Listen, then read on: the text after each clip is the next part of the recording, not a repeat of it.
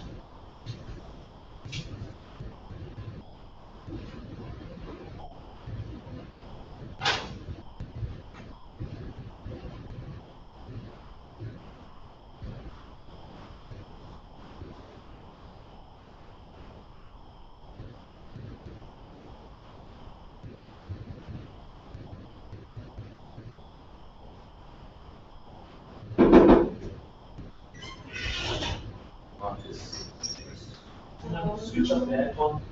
It's centralized. Cool, they have new forms. Wow, I'm gonna be televised. Sort of. Is it on already? Okay, I just pressed that.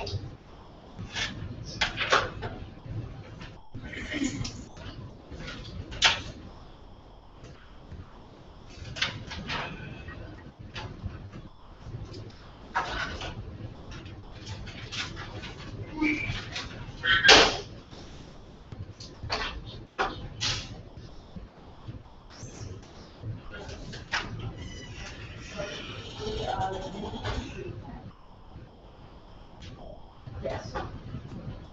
Nice. Wait. Can you leave the door open actually? Wait.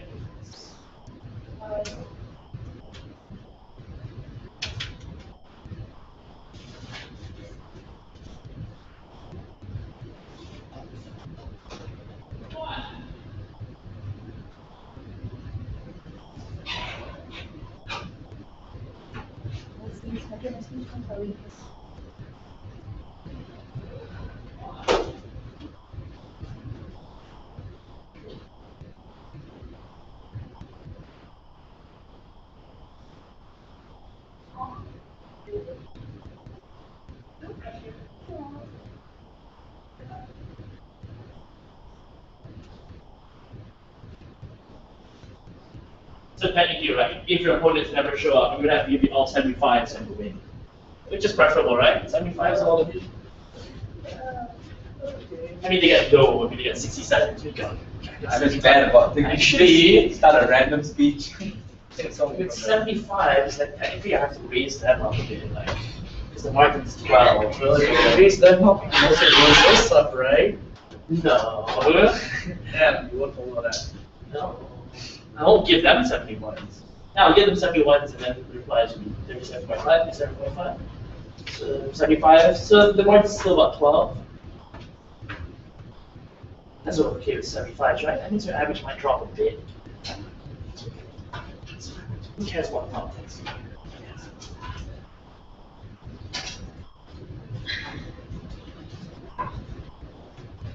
No, seriously, you cannot hear it in like 5 minutes.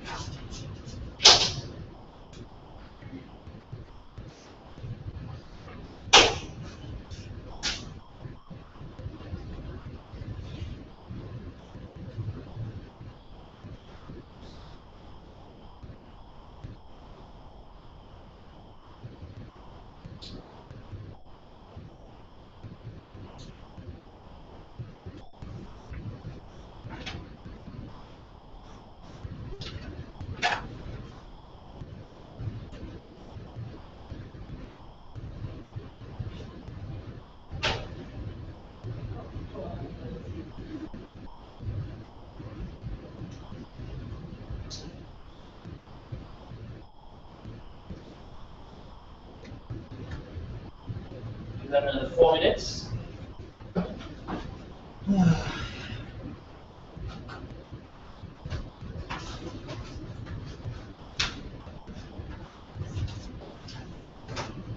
have to know where the other team is. Yeah. Oh. No. Is this a paper? Any paper? Why is it? It seems a bit like. What do you use it? No, seriously. It's a real question.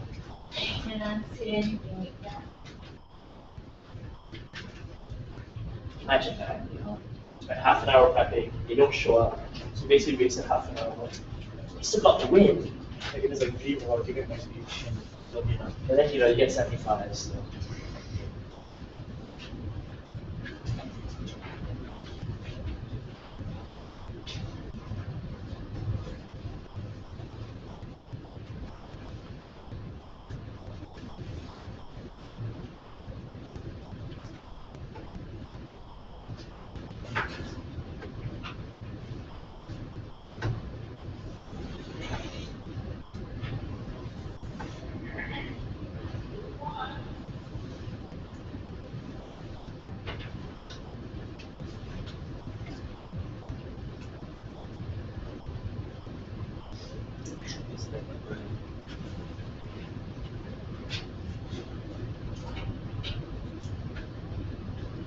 Why not?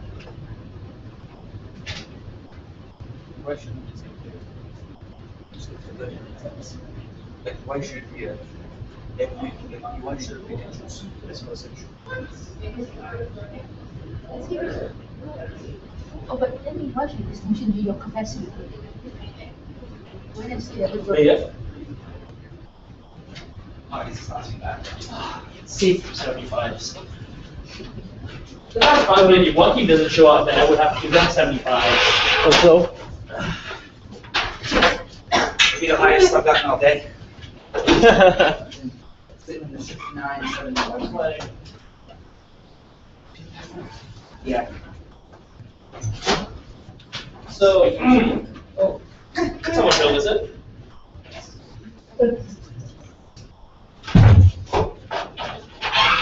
Oh, bloody close.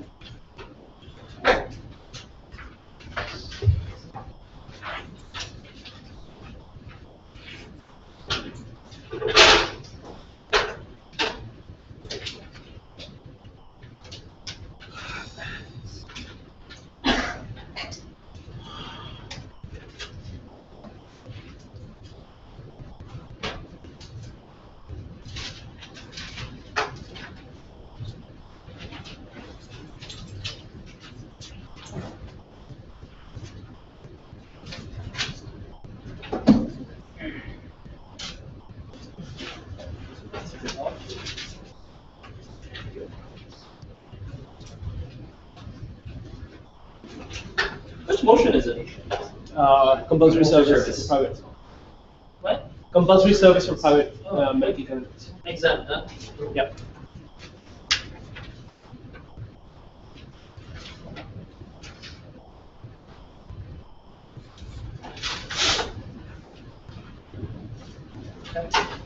Okay, round 3, HSU 2014.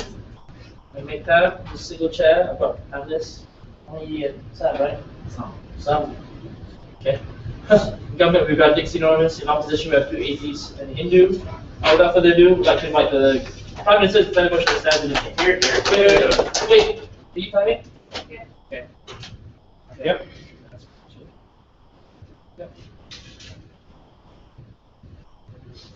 Mr. Speaker, we think compulsory service distorts the free market of doctors. It creates actually more pernicious harms to the medical economy. And we think removing compulsory service has some brilliant economic harms, which I'm going to talk to you about in my speech. Before that, our model is very simple. We won't force any compulsory service on individuals who are completely privately funded. We're obviously going to allow opt-ins where the state can enter into a contract to pay off either your loan or like subsidize part of your tuition, and then you can have like a few years built into that contract. They're okay with scholarships, so the state completely funds your education, then you're liable to like work for them 4 or 5 years. That's something that happens in all other industries. What's the principle? And we have one principle basically about reciprocity. We think insofar as you completely fund your own education and receive no benefit from the state while engaging in that activity, the state has no right to expect any service from you in that aspect. The right to opt in to what you want to do and who you want to do it to is something that we respect in all other forms of employment in any capitalist society, and that's something that should apply to all medical individuals as well. But we think there are far more pernicious harms than the principal harm. We think there are harms to like individuals as well as the medical economy when you force this policy. Before that, who really takes this private funding in the first place? And who really goes to private schools? If you look at examples like Malaysia or even otherwise, there are often people who either can't get into state schools or don't get things like state scholarship or whose grades aren't really good enough. Like, especially in Malaysia, you see the best students often go to state schools because of the reputation, the funding, the scholarships, and the fact that these schools have been around for a lot longer and the chances of employability are far greater. So we don't think the quality of doctors serving state institutions is suddenly going to fall once these people don't like provide these services in state hospitals. But across the board, we think the cost of medical care is going to reduce far, like a lot more if we remove this compulsory service. So what are the harms? The first argument under harms of this is we think that the current market status has far less doctors in the free market actually wants you to have. There are huge costs for you to go to private schools in the first place, along with the fact that it takes an extremely long time to study to become a doctor. Like medical degrees are usually longer and more intensive than any other degree and often cost a hell lot more.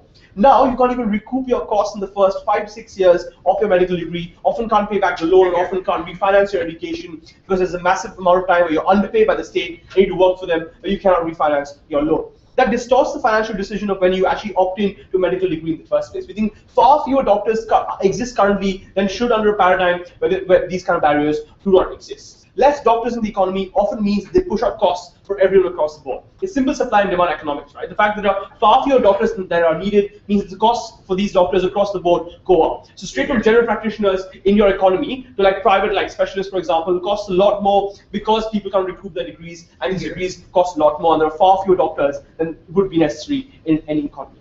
But secondly, specialization. Because we will contend that the problem in most countries, Malaysia or any other country, isn't the fact that you don't have general practitioners like providing very basic care. It's the fact that you don't have specialists who specialize in curing like people who are almost dying, or specialists who specialize in different aspects of the human body. We think the problem why people don't specialize, and there are natural barriers to not specializing, there are a few things. Firstly, there are much larger costs to specialize. Like you just don't need an MBBS degree, but you also need to do an MD, which is often usually more expensive than doing an MBBS in the first place. The fact that they're often much longer to become a specialist. You need to do an MD, an internship, and residence, and there's a huge time before you can actually recoup the costs or the added cost of doing a specialization.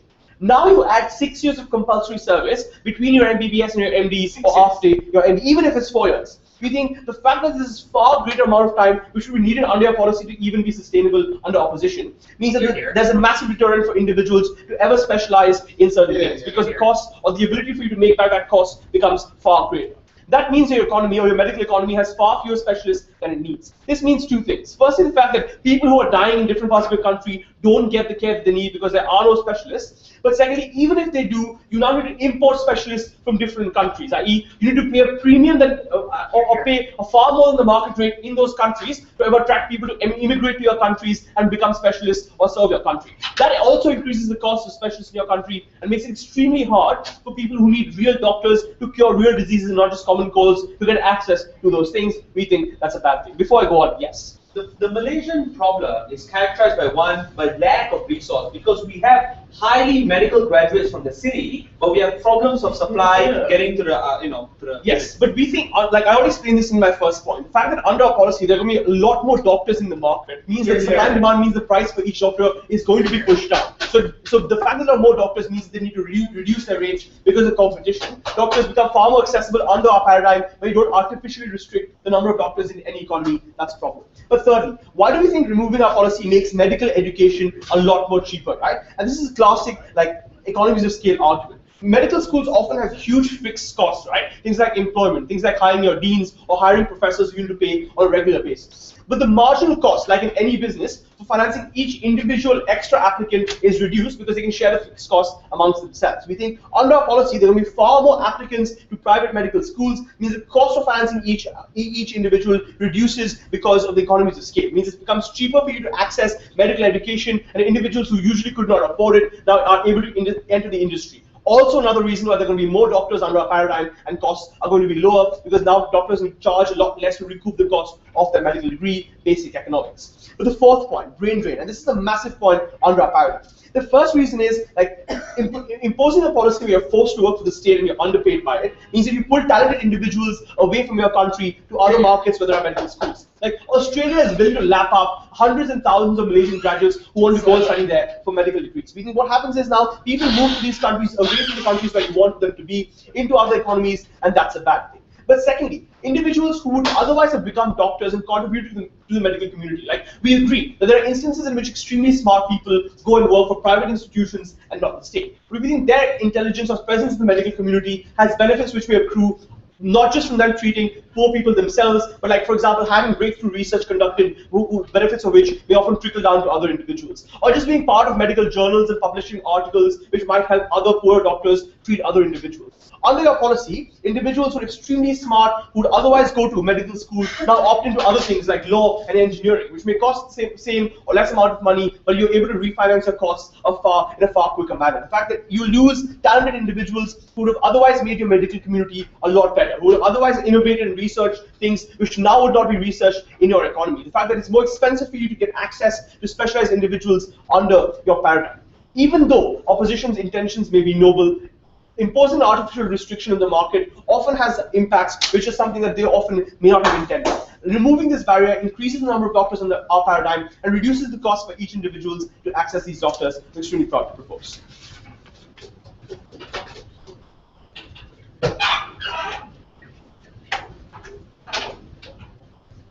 Now I'd like to write the neither one position. I need to have a bad idea. The guys are on the interwebs. Oh, cool.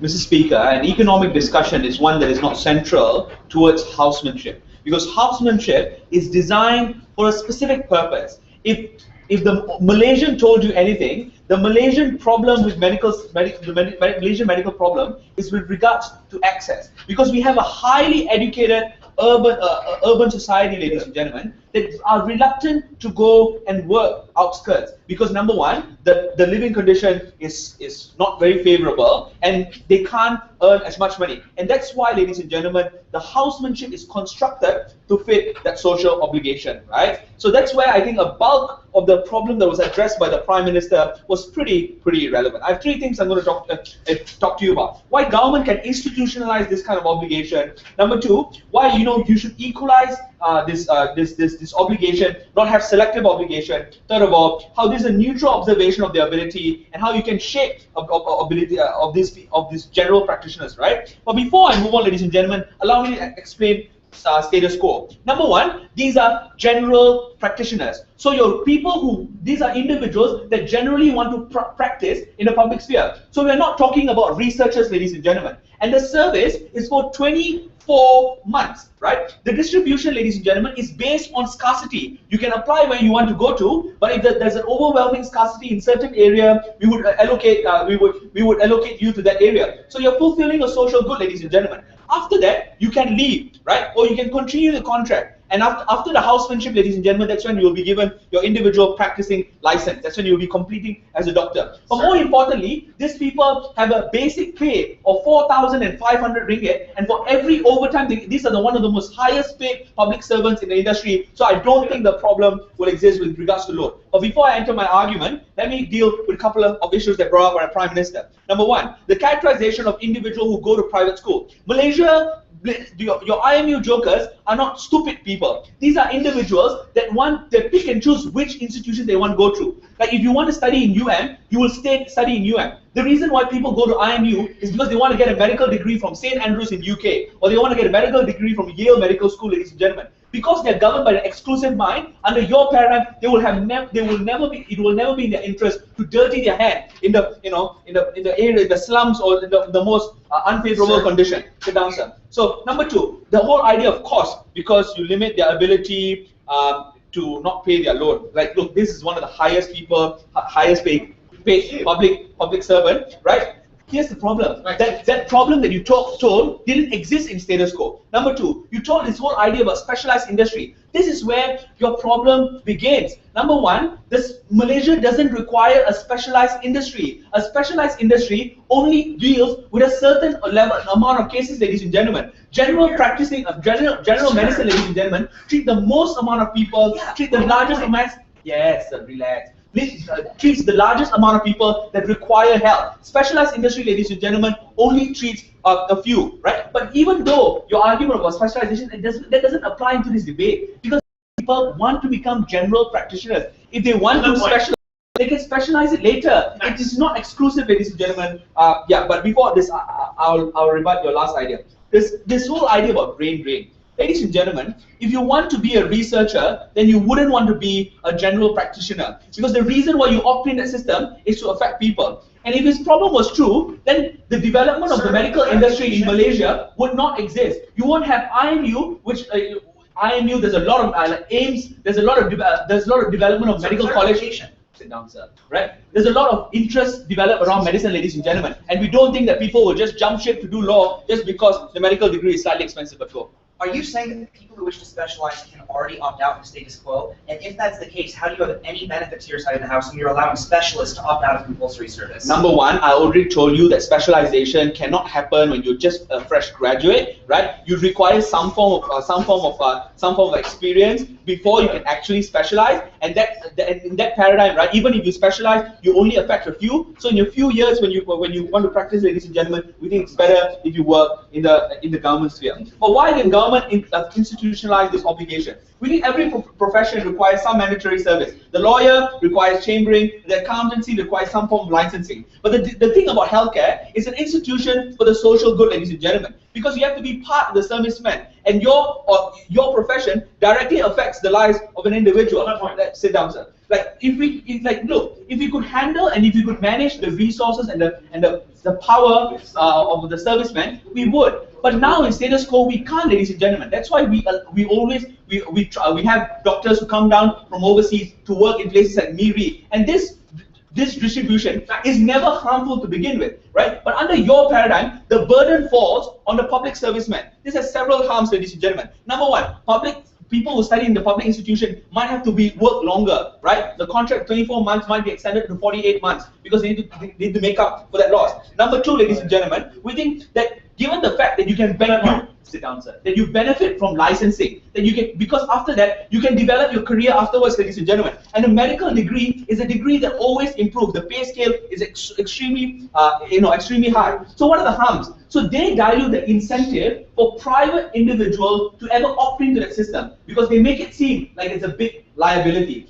They, ladies and gentlemen, reduce the ability of government to handle problems with regards to healthcare. Sit down, sir. Second idea, why the distribution of responsibility needs to be one that is equalized, ladies and gentlemen. Number one, because why? Because if you allow individuals' irrational structure to govern their movement, there will be a couple of harms. Number one, there will be centralized demographics. You have a high population of doctors who are willing to work in the Klang Valley and not in places like MIDP. The fact that you have to transfer an individual to MIDP to work for 2 years is exactly why the public hospitals can keep up with the men, ladies and gentlemen. Number two, you're talking about a highly saturated area. You're talking about brain drain that will only work for the private sphere, ladies and gentlemen. So more doctors are more incentivized to work for your Gleneagles Intan, and these are highly specialized doctors. We think when you impose a 24 months mandatory period, this is a very fair imposition because everyone gets to do it every 2 years, ladies and gentlemen. So the imposition, number one, is fair, but number two, every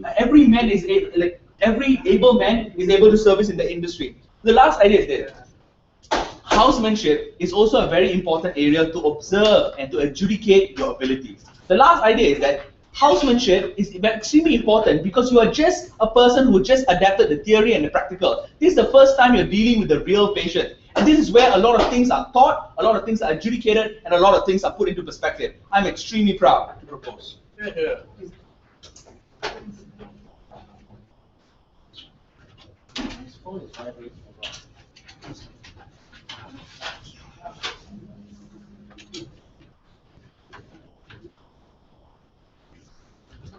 I'm missing one of my papers. Thank you. I'll like to find this thing. Oh, it's right here. It's stuck to the back.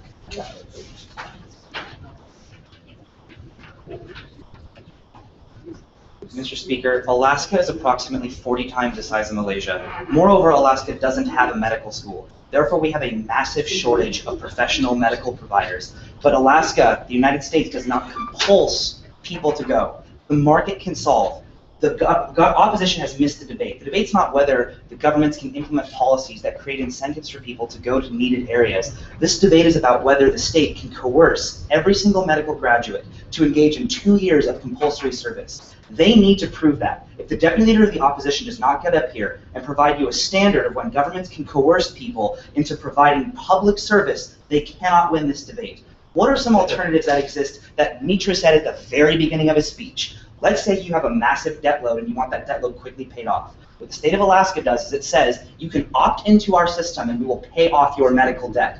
That market incentive provides tremendous numbers of highly trained, awesome doctors that go all over Alaska and provide those services. The United States does not need to provide compulsory service. Malaysia ought to abolish compulsory service. I'm going to have 2 points in my speech. First, when can governments demand compulsory service? I'm actually going to provide you with a standard. And second, the nature of professional medicine and why this is particularly damaging in this debate. But first, a few points of rebuttal.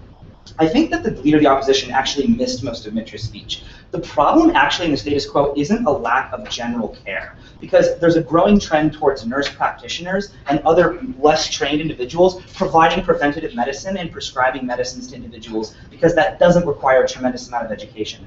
The problem, and he actually concedes this in his speech when he said there aren't a whole lot of specialists. The problem is that you create a deterrent for going into medicine in the first place and specializing when you demand compulsory service. Why is this the case? Because the kinds of families that are wealthy enough to privately fund their children's education, or the kind of people who have good enough grades to get private grants, also have the ability to leave Malaysia and go practice elsewhere. This means the kind of individuals that are actually motivated to enter into specialization, do things like heart surgery, brain surgery, kidney surgery. That's where it's prohibitively expensive. A poor person in Malaysia simply can't afford a heart surgery. The same way a poor person in almost any developed economy can't provide these surgeries. You ought to create incentives for smart doctors to immediately enter specialization, and you ought to make it as cheaply as possible. Why does it become cheaper on our side of the house? No, sit down. Because when you remove barriers to entry in the medical arena and in the medical market, what that means is there are more applicants to medical school and more people who want to study medicine in the first place. This means that the marginal cost of training each doctor is lowered, and the marginal cost for patients seeking medical treatment is lowered. This means that the market will adequately allocate individuals based off whatever set of incentives you want. We get to create incentives, you get to coerce people. You, Mr. Deputy, have to prove that the state, in this case, can coerce individuals into going someplace where the market does not solve. This brings me to my first point. Oh, actually, I have one more point of rebuttal. Yeah, he says it. So Max says people can specialize later. That's just simply demonstrably false. It's not true. When you go to medical school, you study internal medicine. When you go to surgery school, you study how to do surgery. You can't just like go adjudicate your abilities in internal medicine and then have that determine whether you go to surgical school. That's not the case. If you're spending 2 years and you go out into the market, it's much more difficult to go to surgery school later. Okay, so my first point, when can governments actually demand compulsory service? We're going to give you a standard. It's when there's gross market failure. Compulsory service massively distorts the medical services market and generates tremendous negative externalities that Mitra already outlined for you. The reason we can do things like conscript Singaporeans into military service is because the market will never provide adequate incentives to satisfy the national defense of an extremely tiny country, an extremely tiny city-state. Opt must prove that in the medical industry, there's gross market failure. But I'm going to tell you right now why they can't prove that. Because if you look at every single other country that doesn't have compulsory medical service, the market will always solve. We concede governments might have to create incentives, like the state of Alaska. The state of Alaska might have to put up a cost to pay off the debt of individuals, but when you get individuals who opt into that system, you get better quality of care. Why is that the case? Because of my second substantive about the nature of professional medicine. I'll take you in a second, but sit down for now. First, we would say that medicine requires tremendous attention to detail. Administering medication, identifying symptoms, and administering care requires a huge time investment, and extremely tiny mistakes can be catastrophic. Why is this important? The NHS analyzed residency in the United States, and residency in the United States is probably the closest comparison you have to compulsory service in Malaysia. What they found is that residents make tons of mistakes that end up killing people. The NHS in their report identified 3 reasons for this. First, inexperience. Second, they work long hours. But third, they're put into a hospital where they're unhappy. Because residents don't always get their first and second choice, the NHS noticed a tremendously strong positive correlation between residents who got their 3rd or 4th pick in their hospital and making mistakes that killed people. So if Max is actually concerned with poor communities, if he wants to coerce people who don't want to be in rural communities, who don't want to be in villages, who don't want to go there, and the government says, too bad you have to, what that means, there's demonstrable data to prove that these individuals will make mistakes that kill people. If you create market incentives where an individual opts into that system, what you get is better buy-in from the doctors who don't make those mistakes. Go ahead. In status quo, doctors who work in places like Indasang have an incentive to work well because in the 24 months they will be evaluated in order to get a medicine. How can your market system ensure a better? They're evaluated for general care. You are completely ignoring every other facet of medicine. That has nothing to do with your ability to be a heart surgeon, a brain surgeon, provide specialist care, to be a psychiatrist, to provide psychiatric evaluations or medicine for anybody. Your evaluation based upon general practicing or the ability to provide basic care is completely irrelevant from your ability to be a good surgeon. We think that market incentives are the best way to incentivize specialization. The second thing, though, under my second point, is that it requires a huge investment from the individual. There's a massive opportunity cost associated with studying medicine, and the incentives in medicine have a multiplier effect. Aditya already talked to you about the brain drain and how the most talented individuals in Malaysia or the most talented individuals in any country with compulsory service are just going to go to the United States or they're going to go to Australia, which is massively problematic and is a disservice. You're out of order. Oh, you're not standing up, sorry. But the second thing is, it deters people from going into medicine in the first place. Why is this? Because they cannot choose where they're going when there's compulsory service, and they're forced to go to the areas where the government demands it the most. This restricted autonomy makes it so that an individual who values autonomy and freedom to operate within the market might choose to go to law school, might choose to go into some other profession rather than going into medicine. If you want more people going into medicine, you ought to give people as much autonomy as possible to specialize and practice where they want to practice. Because the opposition has to prove gross market failure, because the opposition has to provide a standard, and because the opposition has to help all of the poor people who need heart surgery, the burden falls on them. Gov is winning this debate.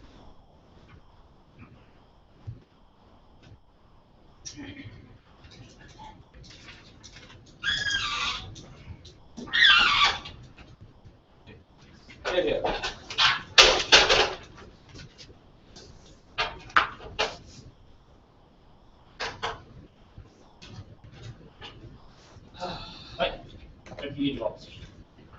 Ladies and gentlemen, today I'm going to tell you why the private healthcare system is destined to fail. It might have success for a few layers of society, maybe the ones in the cities can afford it, but it's always going to exist inequality, there's always going to be injustice, and that's why I'm going to tell you what the principal reasons why governments must have greater control of the healthcare system, and this is one method in which they can do so.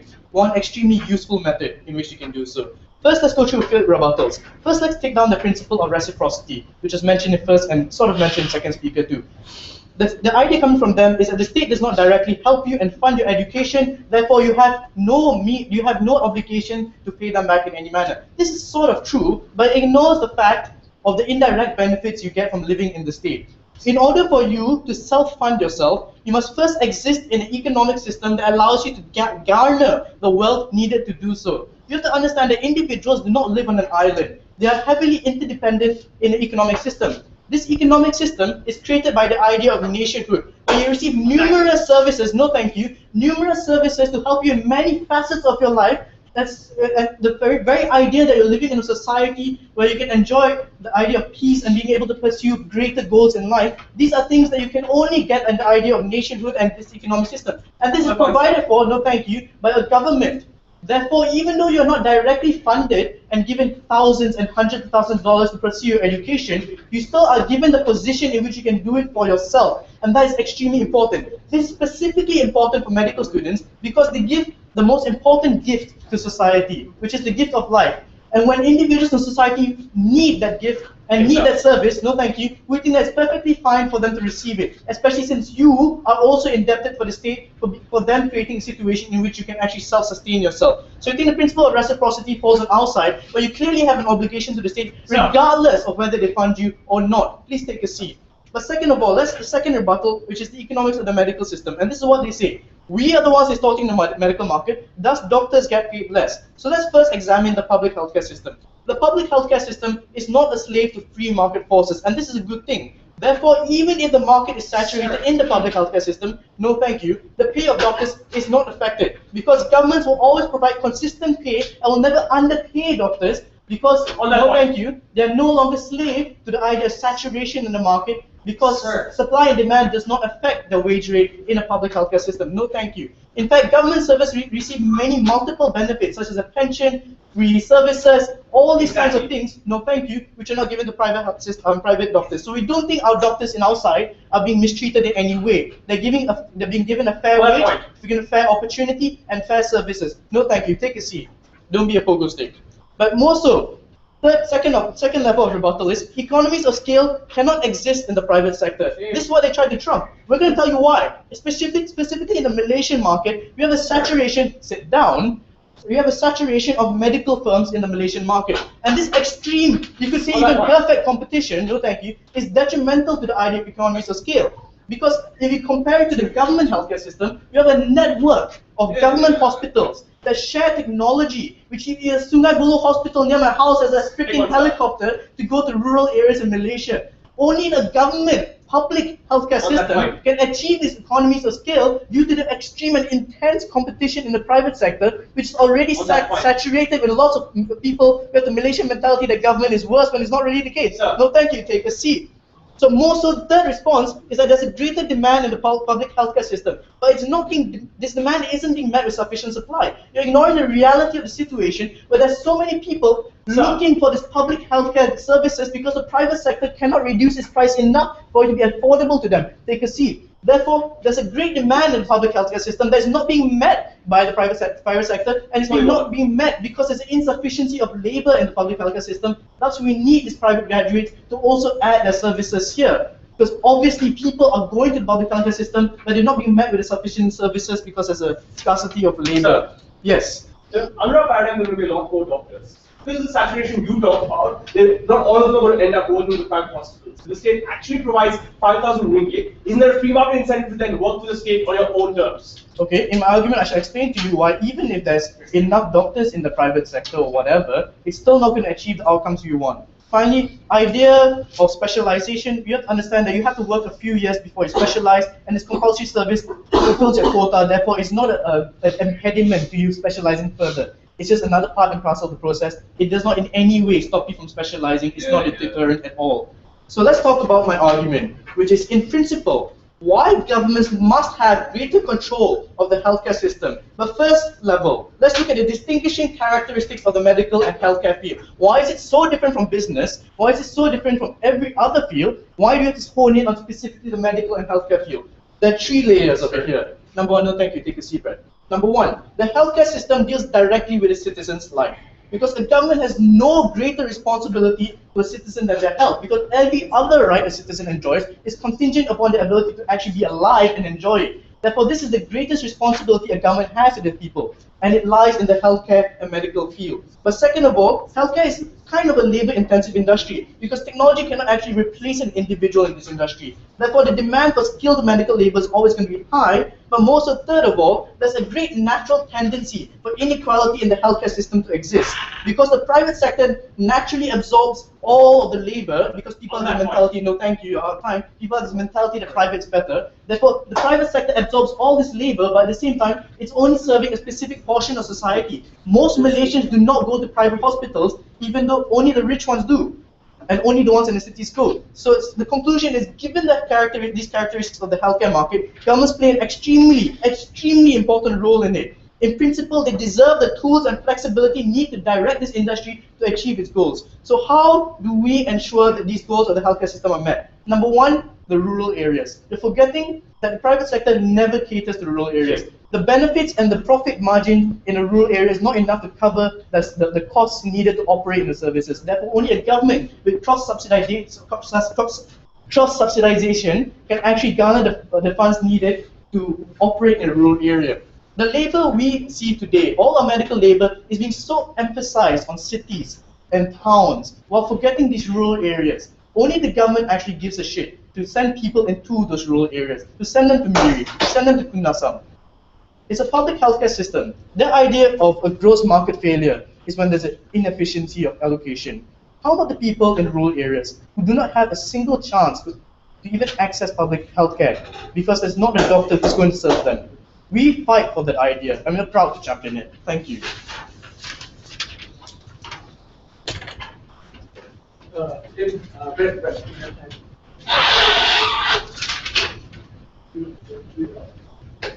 you. The opposition now would like to make a comment with.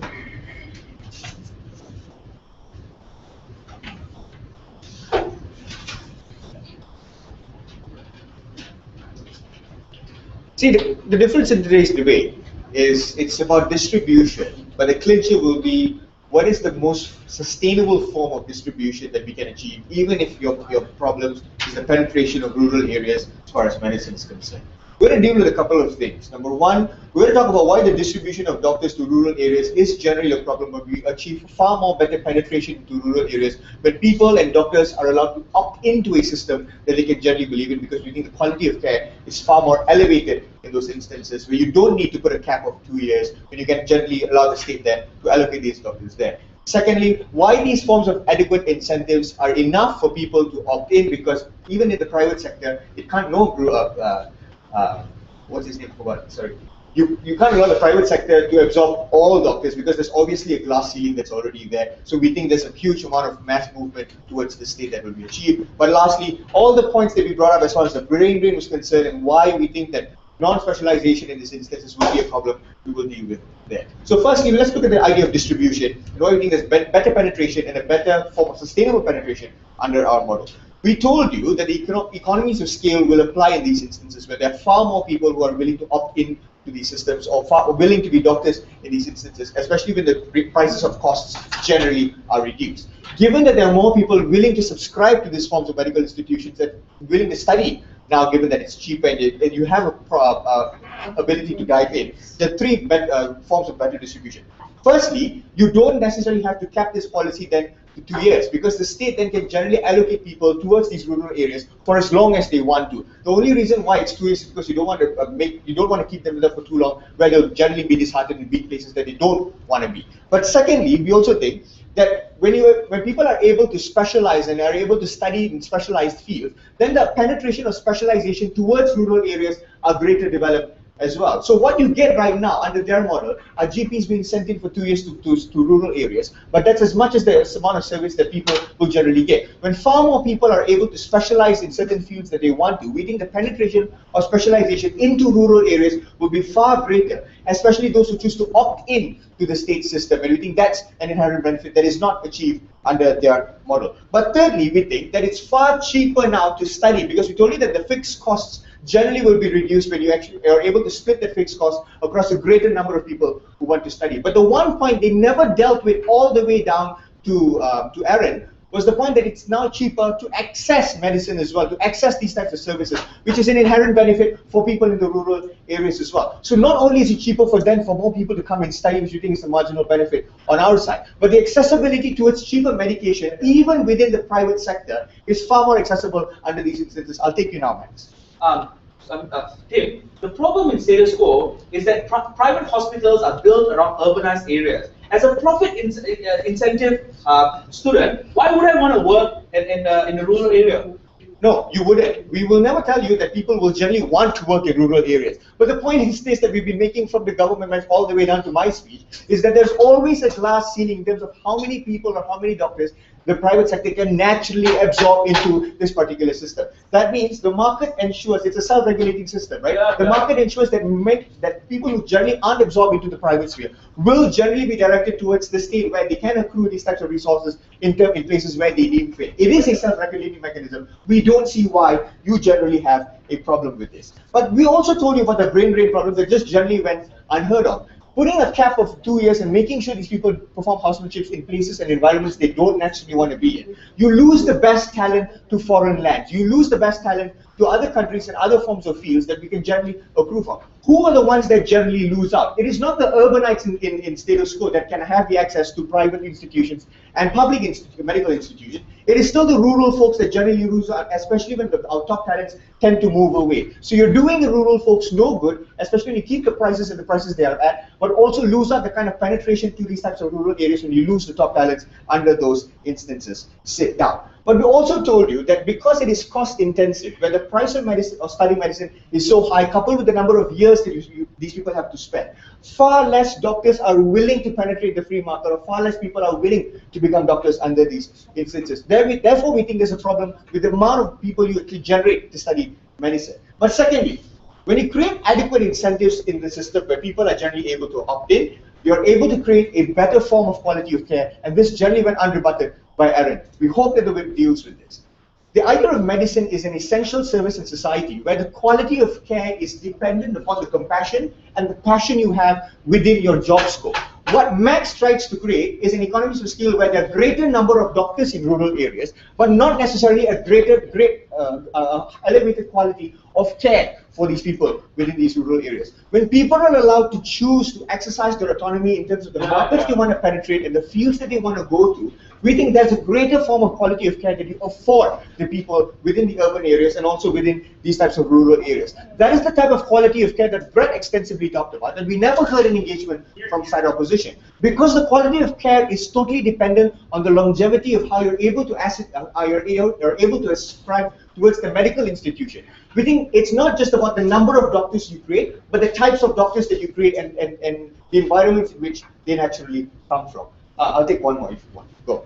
Okay. In status quo, even though I work in rural areas, I'm incentivized to do my job well because I'm adjudicated, I'm given a license based on my service there. How will your side create a better incentive for individuals who work well in these rural areas?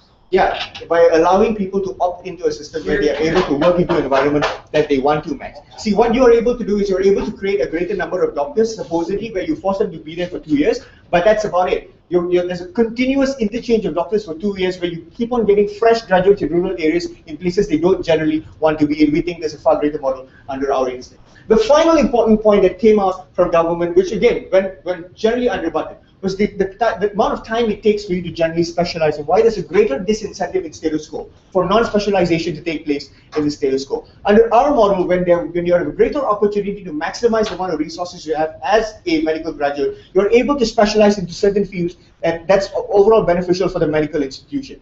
Under their model, when you spend 4 to 6 years studying medicine, and then you have to spend 2 years in hospitals into environments that you don't necessarily want to be in, you generally don't have the funds then to specialize in the areas that are far more greater of importance. So you have a plethora of GPs being distributed for 2 years in environments that are rural and urban, not necessarily elevating the quality of medicine and not necessarily elevating the quality of specialization of these doctors. It's a lose-lose situations for both ends. We're happy to propose. So let's not invite the opposition.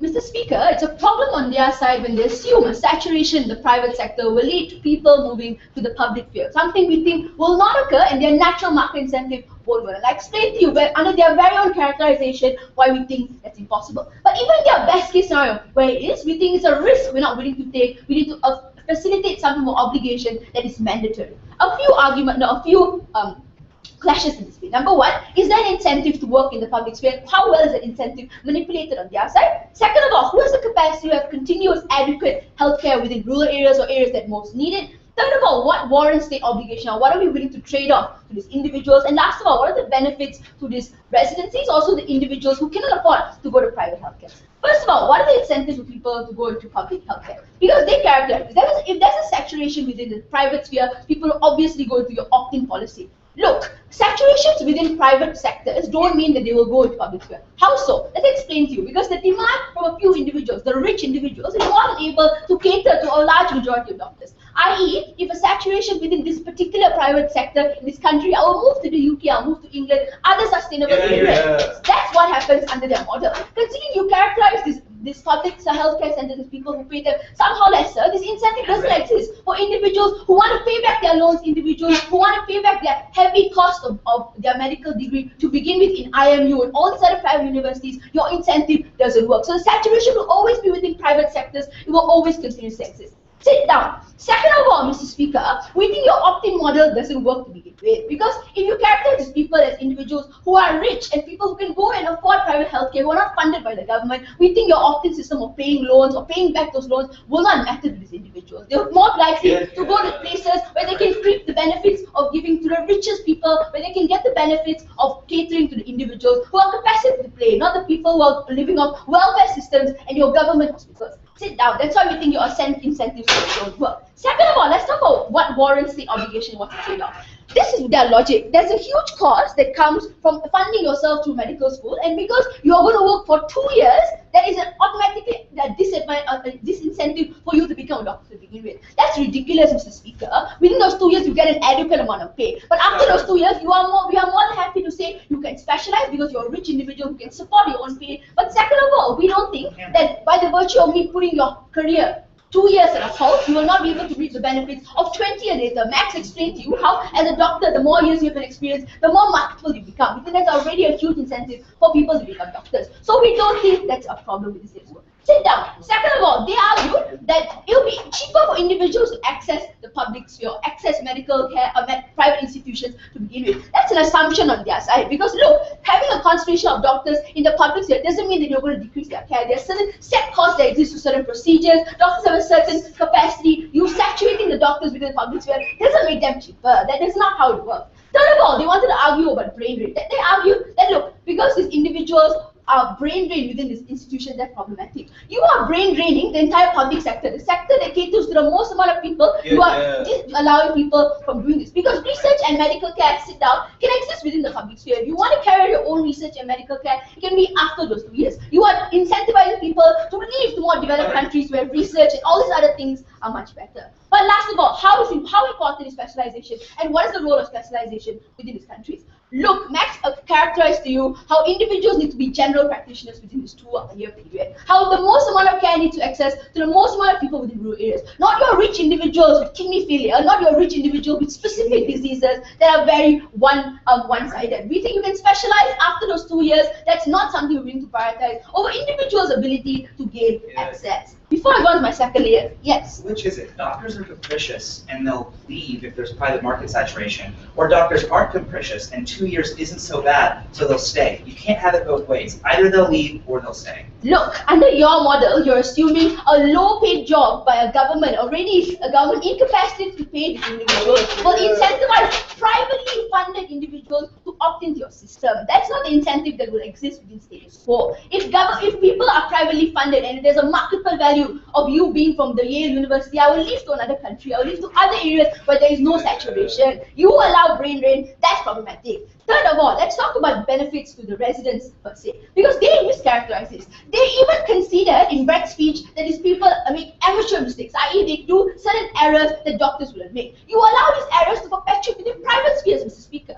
We think these errors can be remedied within government hospitals where you have to be adjudicated for your work. But third of all, we think that the concentration of a lot of doctors within the medical sphere allows you to maximize your capacity, which means that you have to deal with a lot of people. We think there are a lot of problems that exist within the medical sphere that you have to deal with, which shows to you that you're better able to adjudicate an individual doctor. That's why Max's speech was not ascertained by them. Sit down. Considering their market strategy of attracting rich individuals to loans that don't matter doesn't work, a saturation of private sector will still lead this individual opting into, we think their policy doesn't make sense. But last of all, let's talk about who has the capacity to provide an adequate care. Because this is where the whip came in. He said, look, having a general cap for 2 years isn't a sustainable role. We disagree. Max explained to you how it's a rotating system, how every year as a new batch comes in, we can fill this void. Our side does not disincentivize individuals from being part of the system. We have a general supply of individuals to maximize public health care. But third of all, Mr. Speaker, sit down, we were able to penetrate the most amount of areas.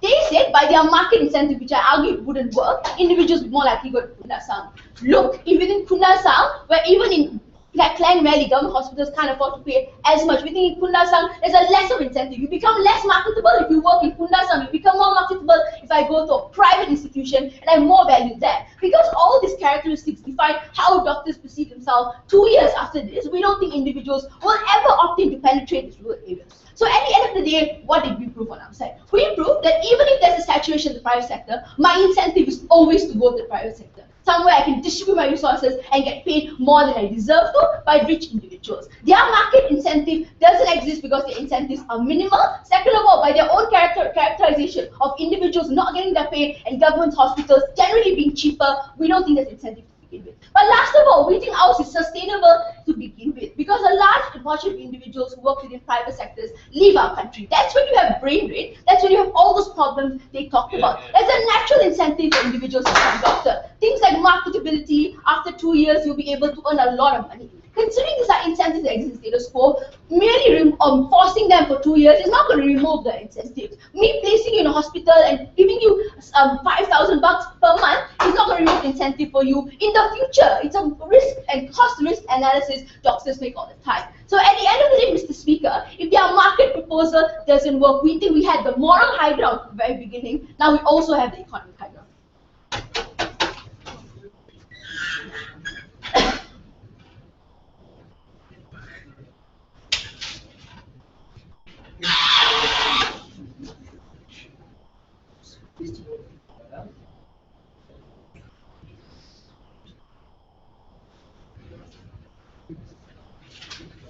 can reply. Ladies and gentlemen, perhaps one reason why we didn't really understand each other in this debate is mostly because we're thinking about Malaysia, and those guys are thinking about Malaysia, Singapore, Alaska. So we have a very Malaysian way of looking at things. We understand our market. Just listen to us. Probably not the best way to begin this speech, but never mind.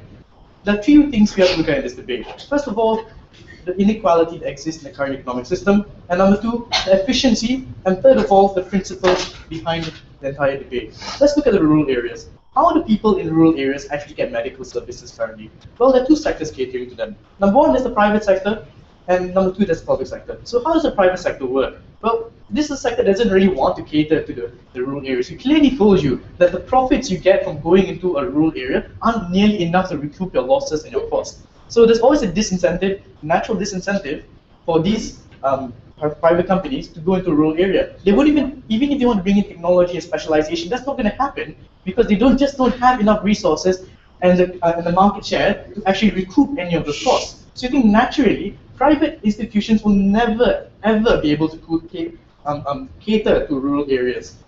But how does the public sector work? You see, we have the technology. We have the economies of scale because we have a network of hospitals and a network of technology that we can easily shift around. It's something we already told you about. But our problem with the public sector right now is not technology or capital, it's labor. We just don't have enough people.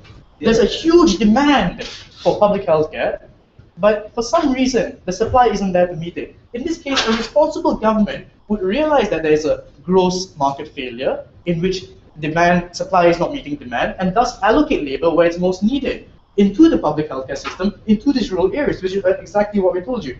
Given such big inequality, which is bound to exist in the private healthcare system, don't you think it's responsible for governments to intervene in the market to provide public healthcare and supply labor to these rural areas? Very common sense. The second issue we talked about, which is which system is the most economically efficient system?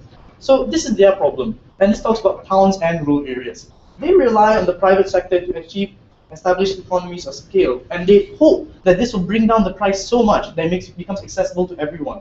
Well, that's a problem, because even though you might have the labor, which is what the private sector in Malaysia has right now, they don't have enough capital. We told you that there's fierce competition in the private sector with so many medical institutions which are highly personalized being set up, but the technology doesn't exist and the economies of scale doesn't exist, so people will never be able to, except for the rich, no one is going to be able to afford the services to begin with. That's why they turn to the public healthcare system. That's why there's so much demand for the public healthcare system. But the Malaysian mentality is that if I'm a doctor, I might as well work in the private sector, so they abandon the public sector. So therefore, in this gross allocation of resources, the government then again is once again justified to allocate labor where it's most needed.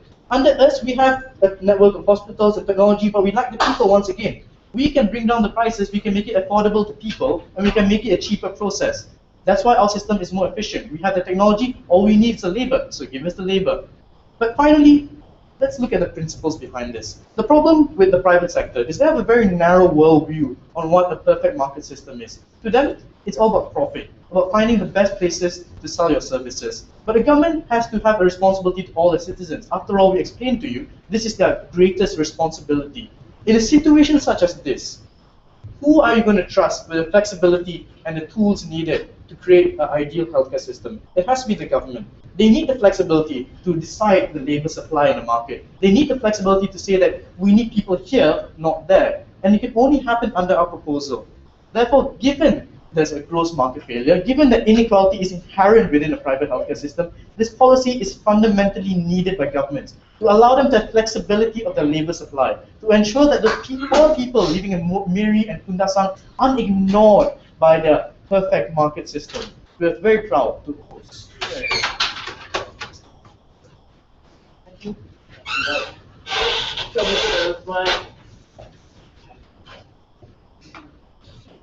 So Aaron says that since I'm from Alaska, I don't understand Malaysian incentives. The fact that there's a Malaysian on my team that works in Miri because of the money, I think speaks to the fact that Malaysians respond to incentives is the same way as everybody else. I have 3 questions.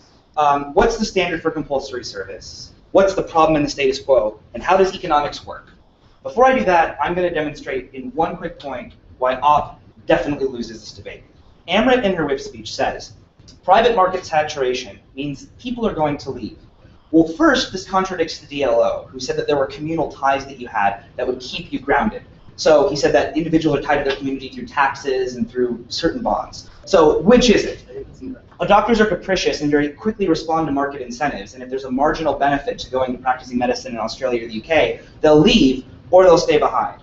But even if you just buy Amrit's conception, and she's trying to pin brain drain on us, here's what that concedes. If there are marginally fewer jobs in cities to incentivize people to stay, then this concedes that doctors take into consideration marginal incentives when determining where to work. This means that a 24-month period of compulsory service is absolutely a huge incentive for you to go work somewhere else. If you buy Amrit's conception of the debate, which is the very end of Op Bench, they lose. If you buy Aaron's, they still lose.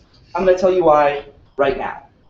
First, what is the standard for compulsory service? I challenged Aaron, and he unfortunately didn't meet that challenge. We told you that gross market failure, when there's a woeful lack of supply that can never ever, no matter the incentives, meet the demand, that is the only standard for compulsory service. We said that we're fine with the government's creating incentives that modify the market so that people go where they need to. I provided an example of Alaska, which was simply brushed off. I know that you might not think Alaska's relevant, but it's tremendously relevant.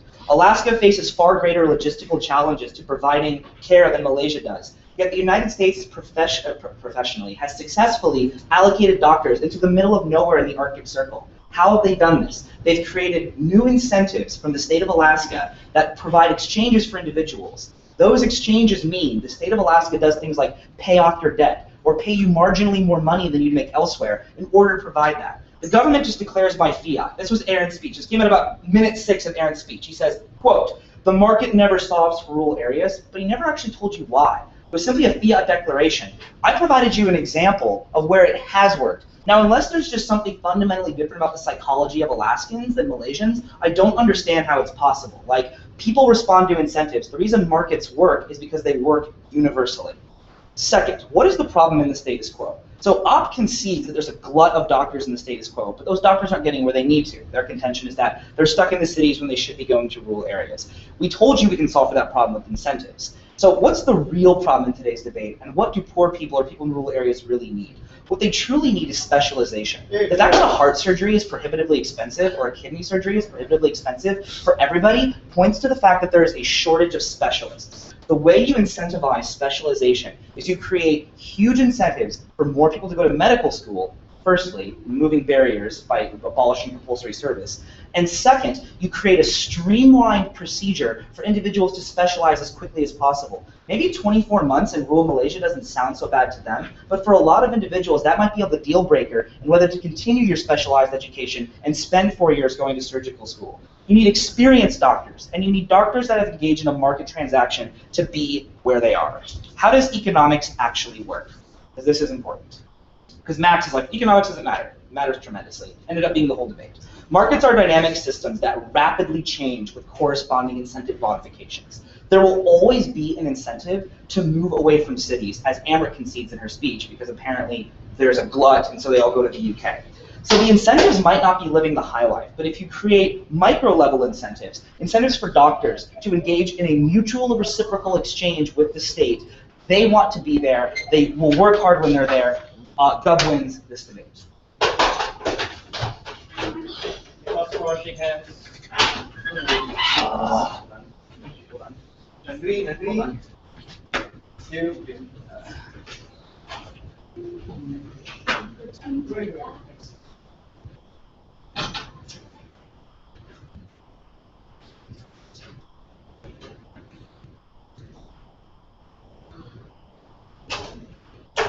So, do you guys decide? I've actually already decided. So, think about 5 minutes, think about who won, who lost, and the reasons why, issues that you thought you should.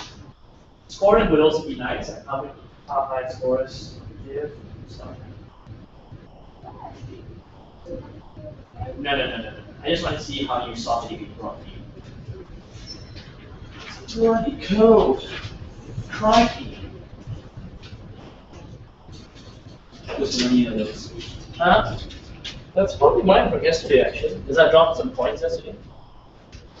I'm going to fill in the score sheet because I already kind of decided. I'm just going to listen to your feedback. Oh, wait, that's not even the score sheet. That's the score sheet.